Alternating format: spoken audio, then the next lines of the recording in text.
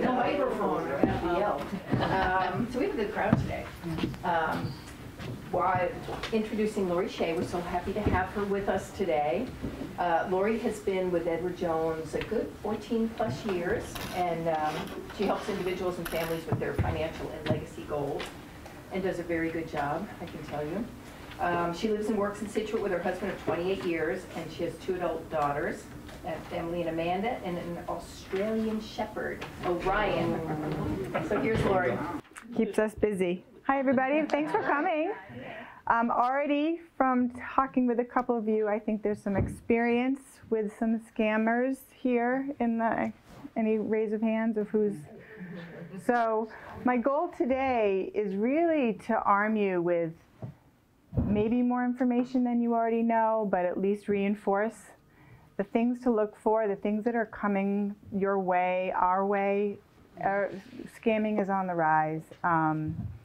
Red flags to look for, and ways to kind of really respond appropriately, because they're looking to get the emotion out of you, and you don't think before you respond sometimes when that happens.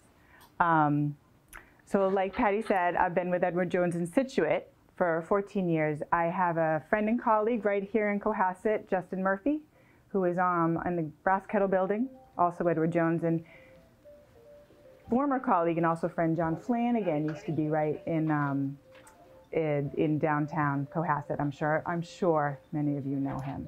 So I'm happy to be here, and my goal again is just to educate.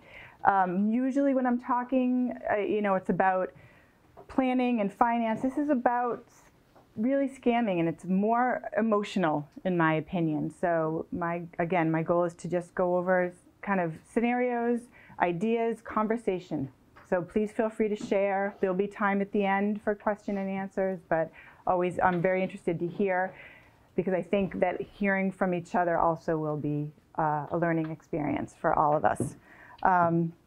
So I do, in your folders, there is a workbook. Feel free to follow along if you want, but no pressure to. I'll allude to some of it, but it's really sort of to keep you in pace with what I'm talking about. I might mention, but my goal is to really, again, have more of a conversation. But I will speak to page 3, if you are opening it, really just shows the increase in scamming, really. And, like I said, all of us are exposed, all of us, but elders more so. And that is just a fact. 1 out of 10 people age 60 or older are victims usually. Whether or not you become an actual victim or you react so that you're not is what I'm here to help with today. The other piece of it, and there's 2 kind of important parts, is that we take that number from what's reported, and often it's not reported, whether it's because of embarrassment, which is very valid, or just lack of knowledge of who to report it to. But often they're not reported. So those numbers of 1 in 10 is probably low. And the other kind of sad piece is that we're going to talk a lot about scamming that's from people you don't know. But a lot of scamming, unfortunately, happens from people who are believed to be trusted. So that's also something that is, again, a very emotional piece of it, but something to always keep in mind. And the red flags is going to be a repeated couple of words from me today. Red flags are very important in all aspects of our lives, but especially financially. So with that, I'd like to just start with a couple of real scenarios in my own clients have encountered in the past few years. One was a single woman came in very excited that she had won a lottery and had the letter to prove it. And all she had to do was send the taxes to cover the lottery. Now sounds almost silly, but it's emotional because it was a windfall that she could use. And it was on a very formal letterhead piece of paper, which was meaningful to her. How can that be a fake? Look, this is real. And we were able to get through it, but it was a real scenario that they got the right person to respond. appropriately to what she was receiving in the mail. The other 4 scenarios I will tell you are all what they refer to in the pages in front of you as the grandparent scam. Now, it doesn't have to be a grandchild. It can be anybody, but they call it the grandparent scam. And that is where you receive a call from somebody who is usually a relative. And there is an issue that makes them either, they've been crying, they broke their nose, they got in an accident, so they're just really shaken. But they don't sound like themselves, but they're saying who they are. And I have to say that all 4 of my clients who are, it has nothing to do with intelligence. This is, I'll back up for a second. This is outsmarting the scammers. It's not about being smarter, because these people who did come to us and say, I need money for this scenario, very intelligent people. So bottom line is they're being told they need cash because this person is usually in jail and needs the money to get out. And there's a lawyer present that takes the phone and talks. So these are real things that have happened. Marshfield, one in Plymouth, in Situate, and then another one on the North Shore. So all, scenarios that have happened. Fortunately, we were able to use tactics that I'm going to talk about today and avert the situation so that no money was actually lost. I do have a client whose father, who is not a lawyer, not even retired, lost $35,000 due to one of these scams. Yeah. And he lost it, but he did not even tell his own adult children for 2 months because he was so embarrassed that he had fallen for it. And it's real. So I wanted to share those those scenarios that I've lived through with clients to let you know that whether you've already experienced it or whether you may in the future, you're not alone. You're not alone to maybe even question. A quote from one of my clients is, "This is not a scam." And then it was.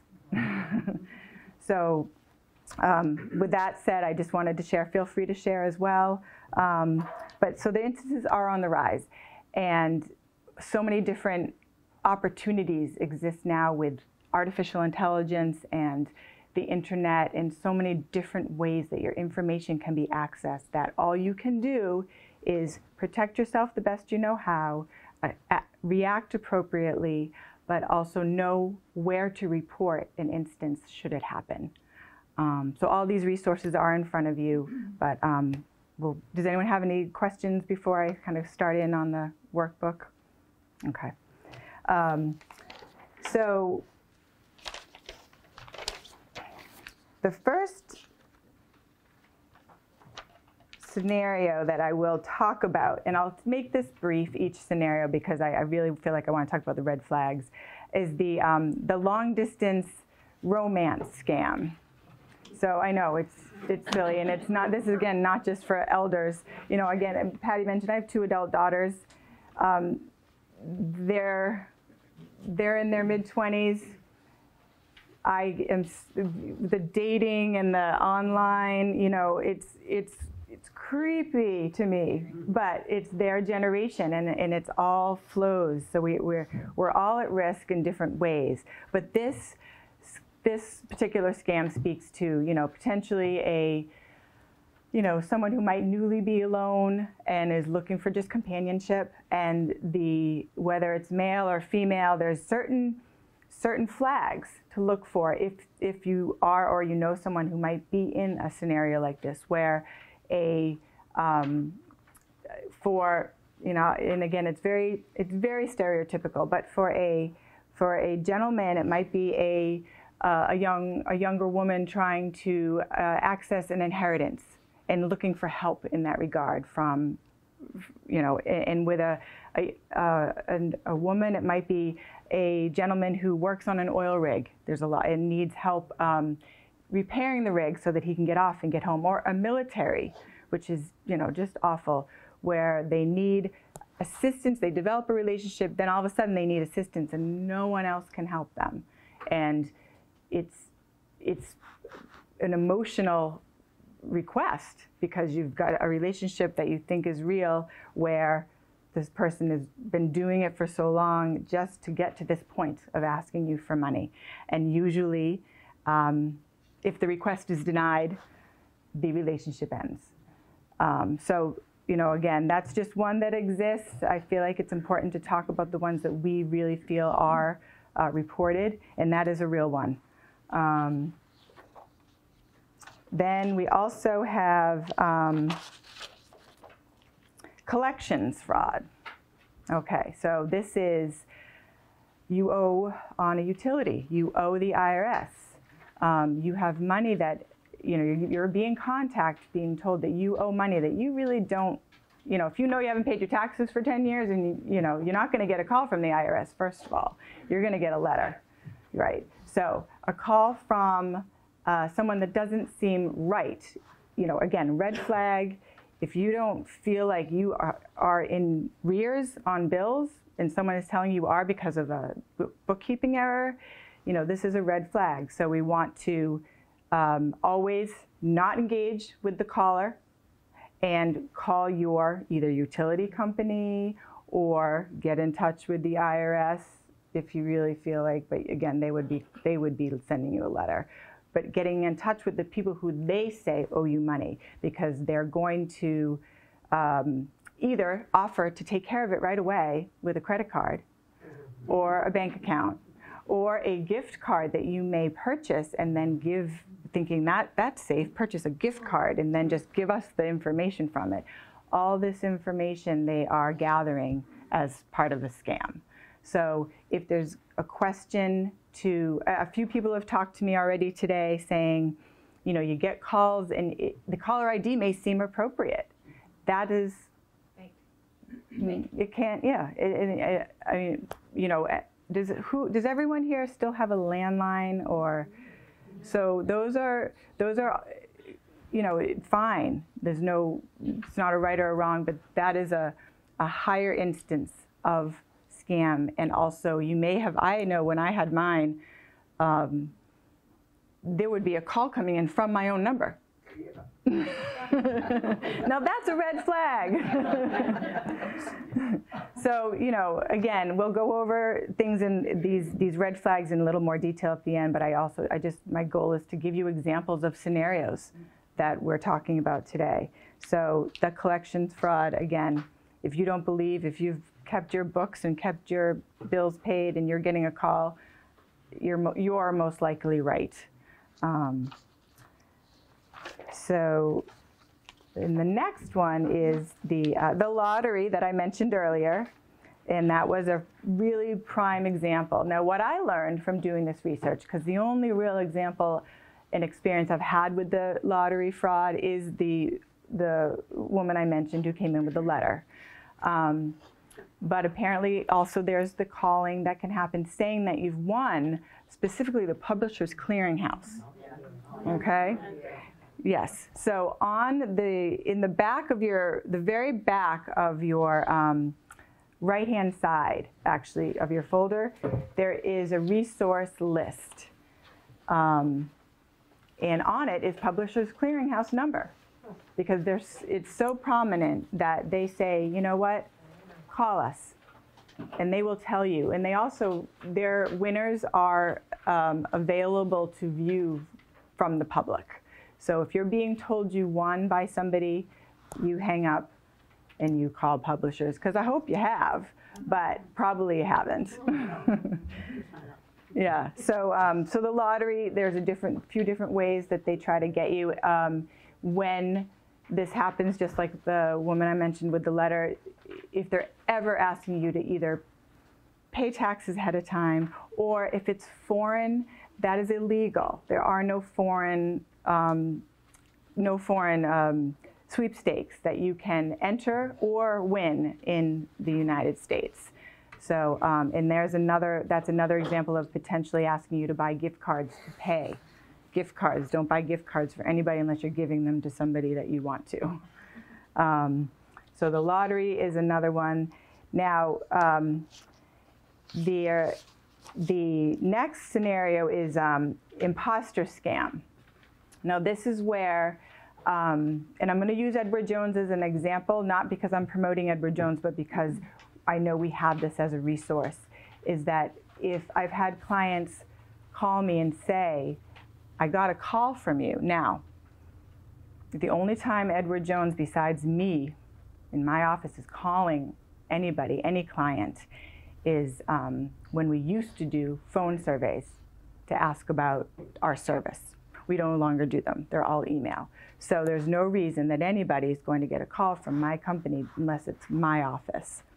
So we have a fraud department that if someone calls me and says, I got a call that said they were from Edward Jones, I will then refer them to my fraud department. So often, I'm sure that many investment firms have the same thing. So if it's not the person that you usually work with that's calling you regarding your investments, or the bank, someone, I think she left, someone was talking about the bank calling. If it's your local bank, you're usually going to know that it's them, and if it's not, because they are changing nowadays to more centralized call centers, but call the bank, hang up and call the bank. You know, if it's ever anything that you don't feel like you've initiated, you know, what you do is be the proactive party rather than being the recipient of the call. And that way you know you're getting actually who you're calling. So imposter scam is really a lot of that. You can get a call if you have, and everybody's experience with the internet is probably at different levels, but Microsoft, Apple, you know, lots of different well-known, you know, companies. And this is not just calls, this is emails. I'm going to switch into that. Phishing emails can come from like Microsoft. And I learn about it a lot in my own business world because we get them. You know, as a business, we get them.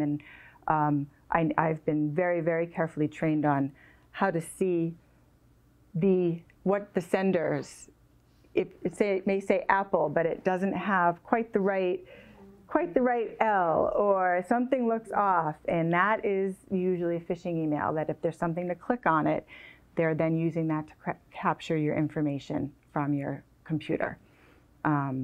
If that happens, or you're not sure if it happened, really the safest thing to do is to have your hard drive inspected professionally, because they can install the spyware or malware right into your computer. And I don't want to get too deep into it as far as, like, you know, because I don't know what the levels of computer usage are, but if you feel like this is something that you want to learn more about, I'm happy to. But not clicking on emails that you don't recognize is very, very important, because they can inject things into your computer to get your information. Okay, and the grandparent scam. That's the one that I already talked a lot about. So it is kind of my highest priority, because I feel like in our area, it is the one I'm seeing most commonly personally. I'm having reports of people who just took care of it on their own, but the examples I gave were people who really called and said, I need this money. And it ranged from $10,000 to, in my office, it was $20,000 was the highest. But I mentioned my client's father who got taken for $35,000. And then the one in Marshfield, the police became involved, and they said that they did have another resident recently, and it was a couple $100,000. Yeah.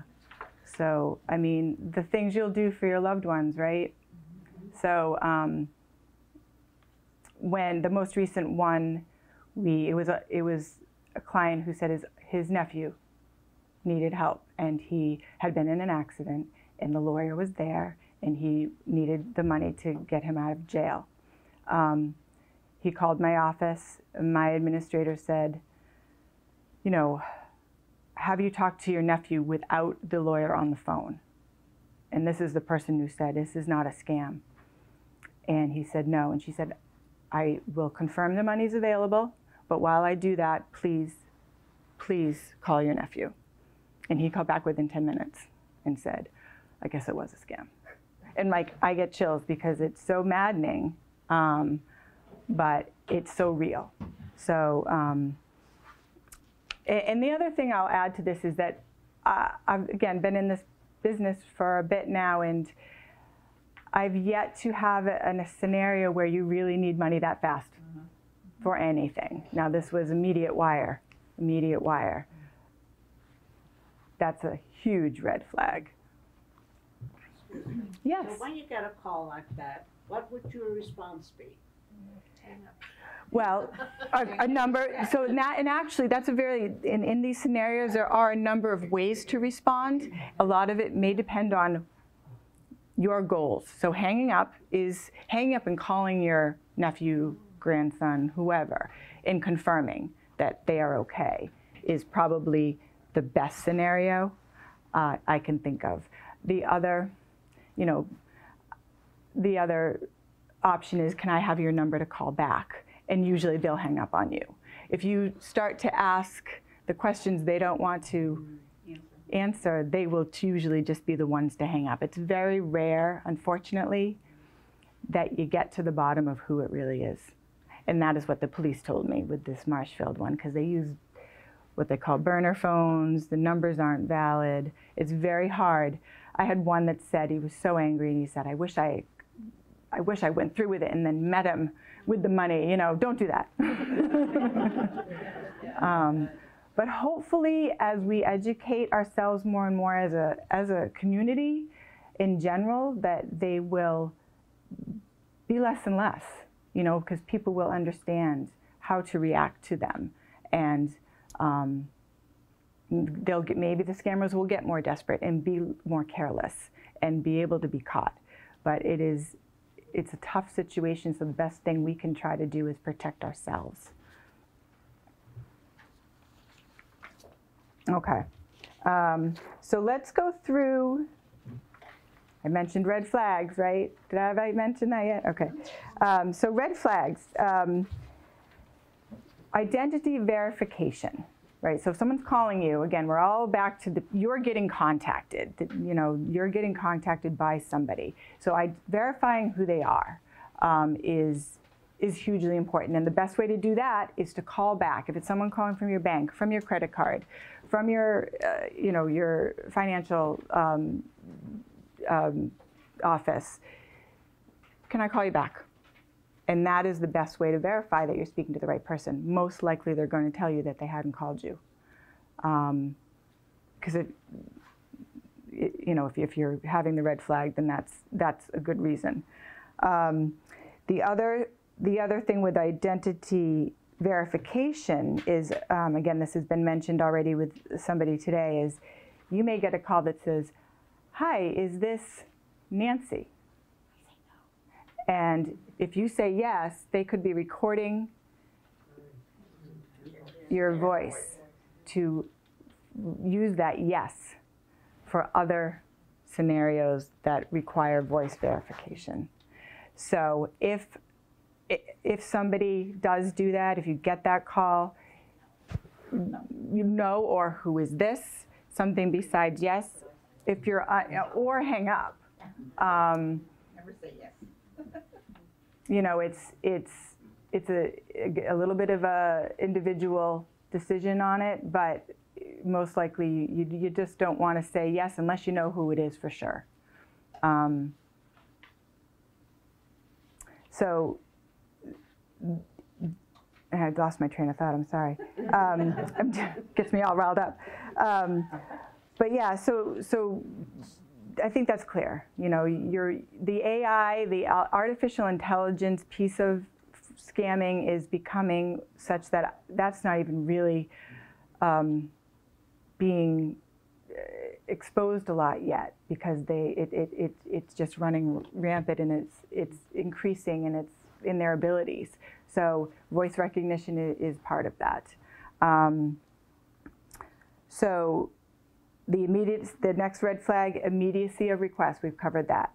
Again, I can't now you've all you know, we've all been around. Is there any scenario where besides you planning to pay cash for something at a store that you needed money that immediately? I can't think of one. You know, you get a bill, you know. So immediacy of request is a huge red flag. You know, and then there's all sorts of doesn't add up. You know, you get a collections call. This doesn't seem right. I didn't think I was behind on my bills. Probably you're right. You know, then another scenario where it doesn't add up is if, and I didn't even mention this yet, but I talked about paying with credit card, paying with a bank information, paying with a gift card, or, oh, you can just wire it to this third party that's not even us to take care of it. And then you know, don't ever wire money to somebody you don't know. That is something I think is a none of my experiences with it have had anybody actually ask to wire money. They've just asked for the cash themselves. Oh, if you are used to getting things in the mail, your bank statements, your credit card statements, and they don't come when you expect them, that's a red flag. You know, maybe call. You can, again, with our fraud department, we can put an alert. It doesn't have to be through our fraud department. If I talk to a client and things seem off, I can call my fraud department and say, let's put an alert on this account, so that if anything unusual happens, I get notified. But your banks can do it, your credit cards can do it, and it's a good safeguard if you have any concerns. Okay, so the other thing I have in the back of your right side is how to protect yourself. And this goes into a little bit more detail around checklists, and it does focus a little bit on online, things to make sure that you try to do with your computer systems. You know, never provide personal email on the phone, through mail, via email, over the internet. Again, if IRS, they're not going to call you, first of all. Your credit card company is not going to call you and ask you for your credit card number. They have it. No one's going to ask you for your social over the phone unless it's someone that you know and trust. For example, I take social security numbers over the phone for my clients, but we know we're talking to each other. Don't carry a social security card with you.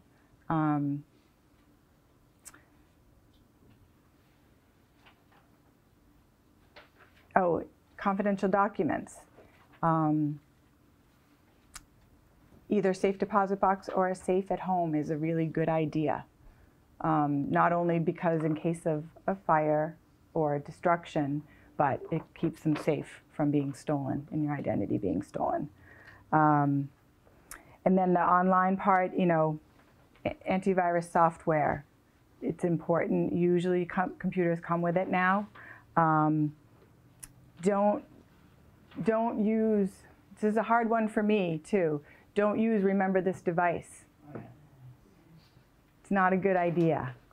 I know it's convenient, and I get, you know, that this 2-factor, 3-factor, the authorization to get through a security question, to get into an account. I know it's a pain in the butt.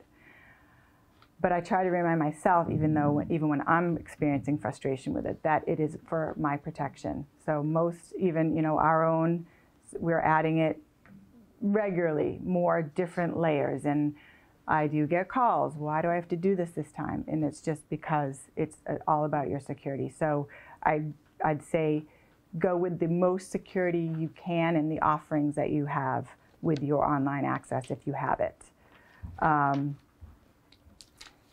Your credit information. You know, you have the credit reporting companies that have access to everything. Many of us have the ability to check our credit score. If your credit score takes a dip for some reason, without any real reasoning that you know of, you can contact the credit departments and they will send you one of the agencies will send you your credit report. And on there, it's very specific. It may say opened a credit card. And if you didn't, you want to let them know, and they can help put a block or a freeze or an alert on your account. I know we've also all heard about the different data breaches that we've all encountered, whether it be Target or whatever credit card. I mean, and it's unfortunately probably not going to be the end of it.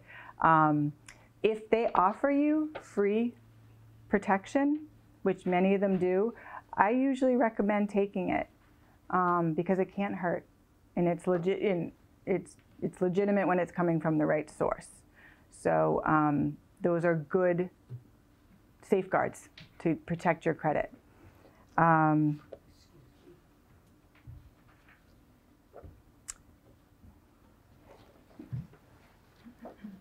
now I want to go through the resources available to you. Again, we talked about the Publishers Clearinghouse. It's real. But if you get that call, everyone seemed to nod when I said that, so maybe you can check. But that is a number right there you can call, or their website. You can go on and you can see what who the winners are. You can actually see, as well as this is not on here, but this is just a side thing I really like to encourage people to do. Does everyone check findmassmoney.com once in a while? Good, because it's real too, and that's we've all, throughout our lives, I've had different rebates that I've never gotten the mail, or if you have a outstanding balance. So that's just a bonus tip for today. But I would check it, and check it for your loved ones. Okay, so the Better Business Bureau, we've probably all heard about that for reporting complaints. That can be a good resource if you're unsure as well about who's calling you. So whether it is a legitimate business. Financial Protection Bureau, again, if you are feeling like you are compromised or you have it specifically with the IRS, that would be a good solution rather than calling the IRS. Federal Trade Commission is also, if you feel as though the person who handles your finances, there's something wrong, that they can help with that. GuideStar is actually also in relation to the Publishers Clearinghouse as well. GuideStar, I actually haven't used that before myself, but it is another resource for sweepstakes. Internet Crime Complaint Center, that's pretty obvious. Hopefully, none of us really have to use it, but if you're really in a situation where you feel as though your internet has been compromised, again, I would get your computer cleaned. There are lots of local places that do it, but if you have an Apple, Apple can be a good resource to tell you where to go if you don't want to go to the Apple store. Just an example. The Elder Abuse Hotline, again, great resource, whether to report or to ask questions if you're concerned about anything and want advice on what to do. Publishers Clearinghouse, we've checked that. The police, we called the police when the scenarios happened for my office. We did call the local police because they do keep track of the instances, and who knows, maybe we can get to the bottom of one at some point. In your Attorney General's office, this is if you have a complaint about, Better Business Bureau, as well as the Attorney General can help with complaints. And this is a very personal decision as far as where you want to share the information, but the more the better. The more these agencies can learn about what's happening, the more accurate the numbers that we are tracking would be. There's no embarrassment in it. Whether you fall for it, hopefully you don't. Know you're not alone. Know that there are way more people than we even know about that do. But if you don't and you outsmart them, still report it. And then you get to be like, look what I did. Because it's empowering to know what you can do and what your resources are. So My goal here today, and I would like to kind of close it down to talk and to share, because my goal is not for you to reach for this folder because you think you've been scammed. Normally, you're not going to know where it is, but there's no time for that when these scenarios happen. My goal here is to kind of repeat a lot of the information so that you are armed. Many of you, I feel like, already came in with either examples, with experiences, or with yourself or someone that you knew. But what's important to me, and my goal here, is for you to leave armed with empowerment of what to do if you are put in a situation, and have it be kind of immediate. Share with your families what you learned, so that if they get a call from you, you know, your great nephew is going to pick it up. But it is amazing what they can gather from you online. So if anybody has online social media identities where you're on Facebook, or, you know, I'm personally not on it a lot, but as I mentioned, my kids are, and it is amazing to me, even the little that I am, what is learned about me. So you know, it's crazy, and the artificial intelligence is getting better and better. So be diligent about your information. Be savvy with the phone calls that you accept. Be cognizant of emails and online requests, and, you know, just feel like you are empowered to ask questions and to not say yes.